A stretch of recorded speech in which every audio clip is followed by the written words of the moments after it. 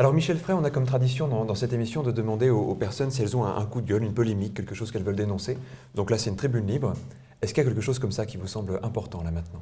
Important, oui, coup de gueule, j'irai peut-être pas jusque-là, mais en tout cas une vraie revendication sur la formation justement des praticiens de l'acupuncture. Nous avons actuellement une loi en France qui n'autorise qu'aux titulaires du doctorat en médecine la pratique de l'acupuncture.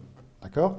Maintenant, à côté de ça, vous avez d'autres praticiens qui ont de très bonnes formations en sciences fondamentales, je pense aux kinésithérapeutes, aux infirmiers, sages-femmes, ostéopathes, etc., qui ont une excellente formation en médecine chinoise et à qui on interdit la pratique.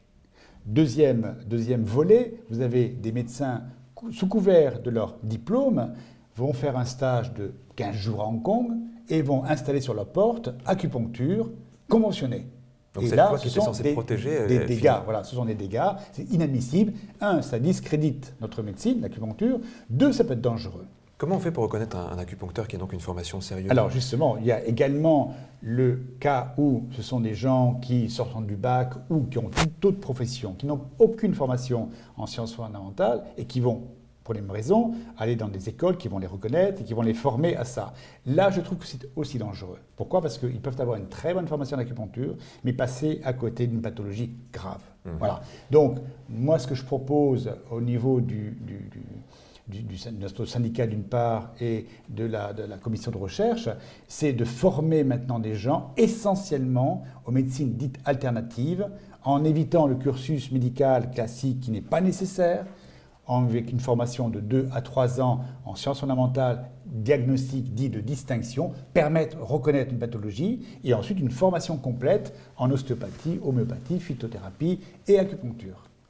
Est-ce que je suis excessif quand je vous dis si vous allez voir un acupuncteur et que celui-ci ne vous prend pas les poux, vous risquez d'être à côté d'un acupuncteur qui n'est pas de bonne qualité? Oui.